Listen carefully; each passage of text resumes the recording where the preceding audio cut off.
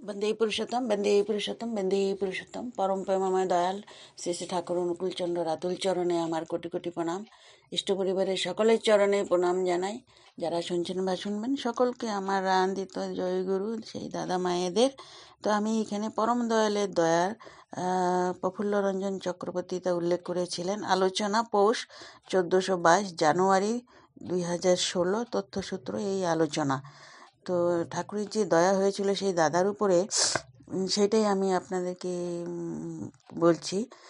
1954 সাল সম্ভবত 1লা বৈশাখ গোল তাসুতে শ্রী শ্রী ঠাকুর শ্বেত শুভ্র আসনে অধ্যশায়িত, পূর্ব দিকে মাথা দিয়ে বর্তমান মেমোরিয়ার দিকে তাকিয়ে আছেন। আমি শ্রী শ্রী ঠাকুরের পায়ের দিকটায় দাঁড়িয়ে আছি। অতি উজ্জ্বল তাম্রবর্ণের ন্যায় পায়ের রং অবলোকন করছি। এমন সময় শ্রী ঠাকুর আমাকে বললেন, এই তোর পাঞ্জা আছে? পাঞ্জা জিনিসটা কি তখন আমি বুঝতাম না, না বুঝে চুপ মেরে গেলাম। আমার ঋত্বিক যামিনীকান্ত রায়চৌধুরী দা বর্তমান মেমোরিয়ার কাছে দাঁড়িয়ে একজনের সাথে কথা বলছিলেন। তিনি লক্ষ্য করলেন ঠাকুর যেন আমায় কিছু বলছেন। তিনি তাড়াতাড়ি এসে আমাকে জিজ্ঞাসা করাতে, ঠাকুর আপনাকে কি জিজ্ঞাসা করেছিলেন? আমি বললাম, ঠাকুর বললেন পাঞ্জা আছে কি না। আমার সঙ্গে কথা বলতে বলতে দেখে ঠাকুর যামিনী দাকে জিজ্ঞাসা করলেন, এই তোর মাধ্যমে নাম পাইছে না কি? যামিনীদা বললেন, আগে হ্যাঁ। শ্রী ঠাকুর যামিনীদাকে বললেন, ওকে কেষ্টদার কাছে নিয়ে যা, ওকে ঋত্বিকের পাঞ্জা দিয়ে দেওয়ার ক। তো আমি তখন ভাবলাম, যামিনীদা যা করে বেড়ায় আমাকেও তাই করতে হবে। আমি শ্রী ঠাকুরের কে হাত জোর করে বললাম, বাবা আমাকে জানি না, আপনি আমাকে জানেন। আপনি যদি মনে করেন পাঞ্জার মর্যাদা আমাকে দিয়ে রক্ষা পাবে তবে আমাকে দেবেন, নতুবা দেবেন না। এই কথা শুনে শ্রী ঠাকুর বললেন, শোন, আমার এই কাম বামনের কাম। তোরা যদি এই জোয়াল ঘাড়ে না করিস তবে কে করবে? এরপর চুপ মেরে গেলাম। যামিনীদা শ্রী ঠাকুরকে বললেন, ওর তো এখনো সস্তনী হয়নি। শ্রী ঠাকুর শুনে বললেন, সস্তনী দিয়ে দেগা। তারপর যামিনীদা আমাকে সস্তনী দিয়ে কেষ্টদার বাড়িতে নিয়ে গেলেন। কেষ্টদা আমাকে দেখে খুব খুশি হলেন। কেষ্টদা একটা চিরকুট লিখে যামিনীদার হাতে দিয়ে বীরেন ভট্টাচার্যের কাছে পাঠালেন।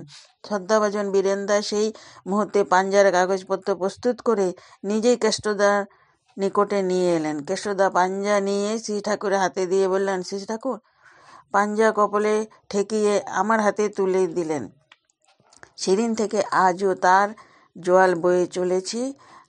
এবার আরেকটু স্মরণীয় ঘটনা বলছি, যা স্মৃতির মণিকোঠায় জমা হয়ে আছে। সেই দিন বড়াল বাংলো কেনার শুভ সংবাদ নিয়ে কলকাতার 40 বদ্রীদাস টেম্পল স্ট্রিটে হাজির হন তদানীন্তন ঋত্বিক আচার্য কৃষ্ণ প্রসন্ন ভট্টাচার্য মশাই। তিনি কলকাতা ও তার পার্শ্ববর্তী অঞ্চলের ঋত্বিক দাদাদের টেলিফোনে খবর পাঠিয়ে হাজির করেন। আমিও সেই অফিসে ছুটির পর হাজির হই। বড়াল বাংলা কেনা হবে শুনে ব্যক্তিগতভাবে আমার ভীষণ আনন্দ হচ্ছিল, কারণ ঠাকুরকে আর ভাড়া বাড়িতে থাকতে হবে না।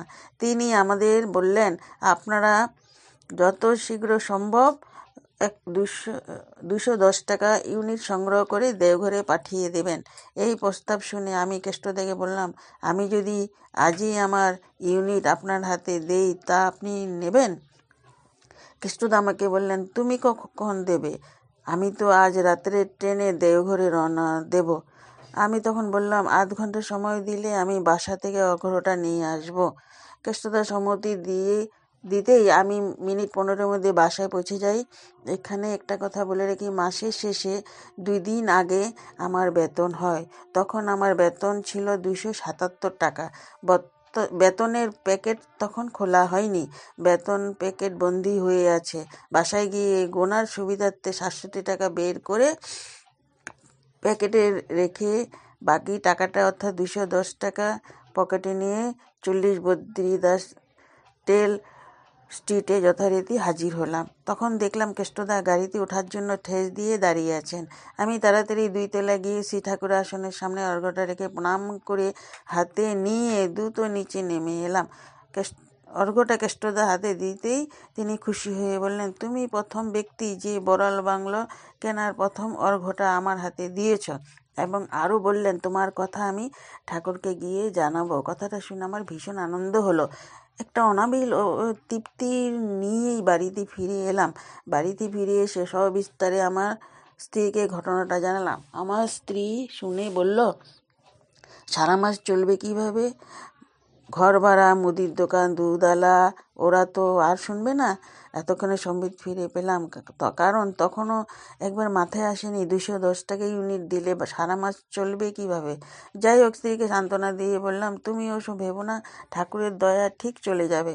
মাস শুরু হতে বাড়িওয়ালা, মুদির দোকান, দুধআলা সবাই একে একে হাত জোড় করে আমার অসুবিধার কথা জানালাম সবাইকে। তারা সবাই শুনে বললেন, ঠিক আছে, পরের মাসে একসঙ্গে দিলেই হবে। ঠাকুরের দয়া সব ঠিকঠাকই চলছে। মাসের ঠিক 10 দিন পর অফিসে রওনা হওয়ার মুখে আমার স্ত্রী আমাকে বলল, কাল থেকে হাতের খরচের আর কোনো টাকা পাবে না। কথা শুনে আমার বুকের ভিতরে বিদ্যুতের তরঙ্গ খেলে গেল। তাই তো, কাল থেকে কিভাবে চলবে? হাত খরচের টাকা কে দিবে? এখানে আমার কোনো বন্ধু বান্ধব, আত্মীয় স্বজন কেউ নেই যে তাদের কাছে হাত পাতলে কিছু অর্থ পাওয়া যাবে। তাছাড়া আমার ব্যাংক ব্যালেন্সও নেই। পথ চলছি, আর খুব নাম করে চলছি। অফিসে গিয়ে আমার নির্দিষ্ট আসনে গিয়ে বসলাম। মনটা খুব ভারাক্রান্ত। অফিসে সহকর্মীরা আমার মুখ দেখে টের পেয়ে গেছেন কিছু একটা হয়েছে। তারা নানা মন্তব্য করতে লাগলেন। আমার শরীর খারাপ লাগছে কি না, আমার স্ত্রীর সঙ্গে ঝগড়াঝাটি হয়েছে কি না, গুরু ভাই বোনদের সঙ্গে মনোমালিন্য হয়েছে কি না ইত্যাদি। আমি শুনে বললাম, সব ঠিক আছে, সমালোচনার ভয়ে আমি কাউকে কিছু বলছি না। আমি আমার মতো কাজ করছি আর মনে মনে খুব নাম করছি। এমন সময় ঠিক 10:30 নাগাদ এয়ারপোর্ট থেকে আমার পূর্ব পরিচিত মানিক ওরফে পরিমল বিকাশ দত্ত আমাকে টেলিফোন করে বলল, প্রফুল্লদা, আপনার একটা এরিয়ার টাকা পাওনা আছে। আপনি ঠিক 4টের সময় একটা রেভিনিউ স্ট্যাম্প নিয়ে এয়ারপোর্টে আমার কাছে আসবেন। আমি আপনাকে নিয়ে যাব। খবর শুনে মনে খুব আনন্দ হলো, আবার নানা প্রশ্ন এসে ভিড় করলো। যাই হোক, সঙ্গে সঙ্গে অফিসের বড়বাবুকে বললাম, বড়বাবু, আমাকে আজ 3টের সময় ছুটি দিতে হবে, আমার একটা জরুরি কাজ আছে। তিনি আমাকে যাবার অনুমতি দিলেন। অফিসের কাজ মিটিয়ে 3টের সময় বেরিয়ে পড়লাম। ডালহৌসি স্কোয়ার থেকে এয়ারপোর্টগামী একটা বাসে উঠে পড়লাম 4:20 তো 4:20 এয়ারপোর্টে এসে পৌঁছলাম। আমাকে দেখে মানিক বলল, কি প্রফুল্লদা, আপনি এসে গেছেন, চলুন তাড়াতাড়ি চলুন। ও আমাকে CPWD আর SDO কাছে নিয়ে গেল।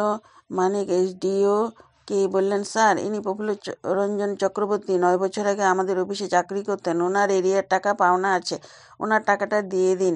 SDO সাহেব রেজিস্টার বুক থেকে আমার নাম খুঁজে বের করে রেভিনিউ স্ট্যাম্পের উপরে সই করিয়ে আমার হাতে 209 টাকা দিয়ে দিলেন। বাড়িতে ফিরে আমার স্ত্রীর হাতে 200 টাকা দিতেই ও চমকে উঠল।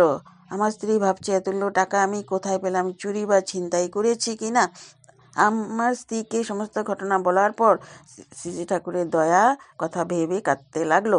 আমিও কাঁদতে লাগলাম। কাল থেকে টাকার প্রয়োজন, তাই আজই ঠাকুর জোগাড় করে দিলেন। এটাই তার দয়া।